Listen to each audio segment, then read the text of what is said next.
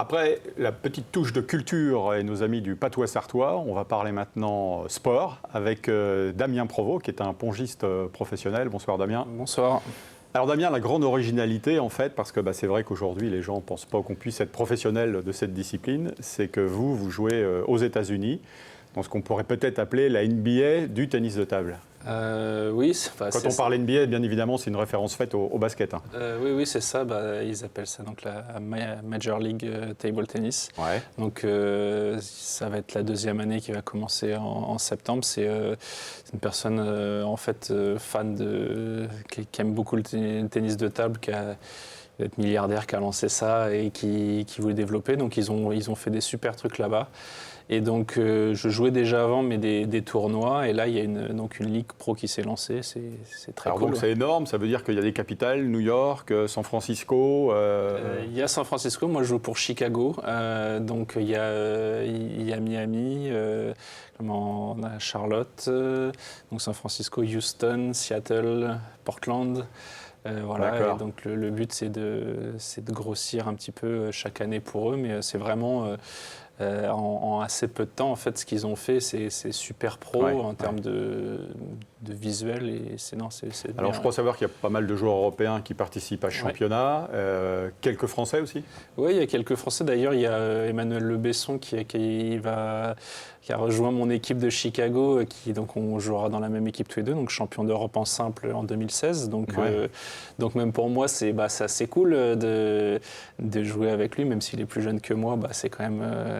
que je le connais un petit peu, c'est quand même cool de jouer avec un tel joueur. Et puis, donc en européen, on a un joueur roumain, un joueur italien dans l'équipe. Et puis après, des joueurs... on a la 22 mondiale qui est sino-canadienne et des Américains d'origine chinoise dans l'équipe aussi. Oui, alors justement, parce que nos amis téléspectateurs savent que dans la Sarthe, comme ailleurs, il y a beaucoup de clubs de ping-pong dans tous les villages ou à peu près. C'est un sport qui est très pratiqué et particulièrement dans la Sarthe. Mais de savoir que, à votre image, vous jouez aux États-Unis, mais que vous jouez aussi dans différents championnats européens, puisque vous êtes engagé, c'est quand même rare de pouvoir jouer comme ça dans différents pays la même saison, durant le même championnat. Vous jouez où, par exemple ? Dans quel pays ? Mon club, le club principal que j'ai eu, c'était le championnat d'Espagne.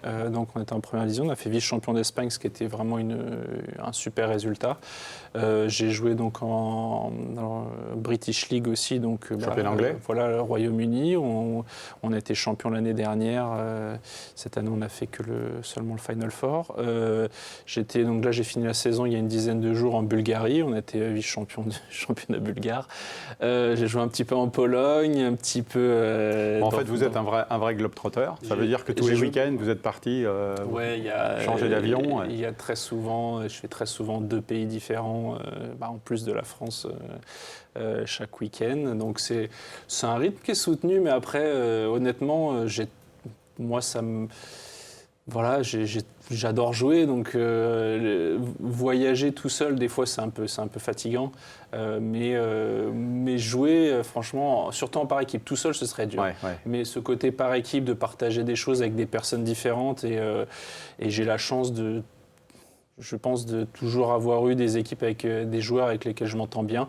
Donc ça, pour le coup, vraiment, jouer dans des championnats par équipe, je prends beaucoup de plaisir toujours. Ouais. Alors ça, vous le devez aussi à vous, votre travail, à votre niveau de jeu, parce que pour la petite histoire, on peut rappeler que c'était en 2016 au Mans, championnat de France individuel, vous aviez été quart de finaliste. Non, c'est en 2021 à Rennes. Donc 2021 le Mans, je pense que j'ai un petit trou. Je pense que c'est 2019 où j'avais un petit peu raté mes championnats de France. J'avais joué un espoir français et j'avais perdu en qualification. Et c'est en décembre 2021 où donc j'avais battu justement la personne qui allait gagner les championnats de France au Mans en 8e de finale, puis mon quart de finale, et j'avais perdu en demi. Donc oui, j'avais 37 ans et faire pour une première médaille au championnat de France en simple, à 37 ans, c'est pas commun, et c'est vrai que c'est une fierté. J'aurais pu abandonner plein de fois et ça n'a pas été le cas, donc je suis fier de ça. Ouais. Alors Damien, on a parlé du côté international, des États-Unis, on a parlé un peu de l'Europe, des pays de l'Est, etc. Mais il y a aussi votre club de cœur, Kevin Bray. Oui, bien sûr. Et avec lequel cette année, vous avez réussi à finir en tête du championnat régional. Et l'année prochaine, vous allez jouer en national pour la première fois de l'histoire avec Vibraye. Ouais, bah, c'est vrai que pour moi, c'est incroyable. Alors, je disais à mes amis, et donc l'année dernière, on a été champion de National 1 avec mon club de Foura. Et là, donc, il y a 2 semaines, 3 semaines maintenant, on a été champion de pré-national avec Vibraye. Et j'étais beaucoup plus émotif en fait à la fin de la compète parce que il y avait 2 jeunes du club plus leur père qui jouait dans l'équipe, mon papa qui était là aussi, et c'est l'origine du projet. Oui, parce que vous pouvez le rappeler, pourquoi vous êtes revenu à Vibraye, remettre la main à la pâte, c'était aussi pour votre père, quoi. Oui, parce que donc ça fait 30 ans, une trentaine d'années qu'il est bénévole au club, qui est entraîneur historique du club. Voilà, et puis donc il a été diagnostiqué Parkinson, donc ça fait 2 ans maintenant. Ouais. Et voilà, ça a été quelque chose qui n'est forcément pas facile. Et comme il a, au-delà d'avoir beaucoup donné pour les gens au club, il m'a donné beaucoup aussi. Et si j'ai pu, il y a une quinzaine d'années, découvrir les États-Unis, c'est parce que j'ai eu des aides financières de sa part. Il m'a beaucoup aidé. Et moi, j'avais envie de faire quelque chose pour lui, comme il adore le tennis de table. Et c'est de là que c'est parti aussi. Donc le voir content il y a 3 semaines, on était c'était près des Sables d'Olonne. C'est tout bête, mais on a été se prendre une glace sur la plage, le voir heureux comme ça, alors qu'il sort pas très souvent. C'était et oui, j'étais vraiment ému, quoi, en fait. Ouais, c'est des petites choses, mais qui sont profondes. C'est vraiment le plus important, en fait. Ouais. Et donc, voilà, on est en national maintenant, en espérant toujours... Là, en fait, en ce moment, vous êtes en train de préparer la saison prochaine. Le recrutement, forcément, pour tenir le pavé. Parce que l'autre objectif, c'est tout en étant engagé dans ce championnat national, c'est de pouvoir, à mi-saison, déjà de pouvoir rêver à la division supérieure. C'est ça. Vraiment, normalement, avec l'effectif qu'on aura... Bon, on va avoir notre poule rapidement. Si on peut être tous les joueurs, s'il n'y a pas de blessés, si moi je ne suis pas obligé de rater un match clé, normalement on a une marge de National 3, National 2. Après, la différence entre National 3 et National 2 est assez grande. Donc il faudra vraiment qu'on soit au complet. Si on est vraiment au complet tout le temps, on sera favori quasi dans toutes les poules, je pense. Mais bon, il y a une marge d'erreur qui est plus fine quand même. Damien, de la même manière que vous allez jouer à l'étranger, il y aura des joueurs étrangers qui vont venir jouer cette année, qui vont à nouveau porter les couleurs de Vibraye. De quelle nationalité pour l'instant on peut dire ? Alors, il y a un joueur espagnol qui a signé, qui joue en première division en Espagne. Et lui, en fait, donc, ce qui se passe, la règle, c'est qu'on a le droit de jouer, il y a le droit d'avoir un joueur par équipe qui peut faire cette licence multiple, qui a le droit de jouer dans plusieurs championnats. Donc c'est moi qui fais ça dans l'équipe. Et donc les matchs, moi vraiment importants, je ne pourrais pas jouer. Donc je vais jouer à peu près une dizaine de matchs sur 14. Je voulais qu'on ne s'affaiblisse pas trop. Et donc ce joueur d'Espagnol me remplacera quand moi je ne pourrais pas jouer. Et donc voilà, c'est quelqu'un qui a une super mentalité, qui est un fighter, un peu ce côté espagnol. Donc les gens pourront aller à Vibraye, assister au match de tennis de table.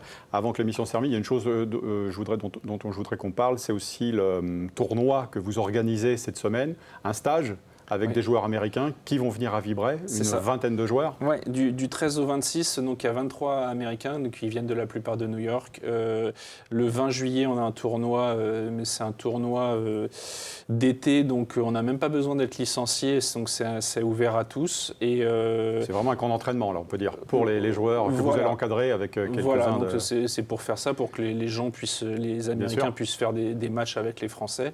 Et puis pour les Français, nous, on va essayer d'organiser un tournoi convivial avec une bonne ambiance, avec un format où tout le monde peut jouer pas mal de matchs. Et donc voilà, c'est du stress, mais c'est excitant. C'est parfait, donc on vous souhaite beaucoup de réussite. On verra peut-être d'autres joueurs de très haut niveau d'ailleurs à ce stage, présents à ce stage à vos côtés. Il y aura des relanceurs, des joueurs de très haut niveau. Je ne sais pas, il y a peut-être quelques amis qui viendront, des gens du club qui aideront, plus des encadrants qui viendront aussi des États-Unis. Mais voilà, ça c'est pas encore défini, c'est pas sûr encore. Oui. Merci Damien. Merci à vous. On se retrouvera au mois de septembre sans doute pour parler pourquoi pas de tennis de table au gré du championnat national. Avec plaisir. Merci. Merci à vous tous de nous être restés fidèles. Merci, bonne fin de soirée. On se retrouve la semaine prochaine pour un nouveau numéro de Plus belle Massart à Malicorne. Bonsoir.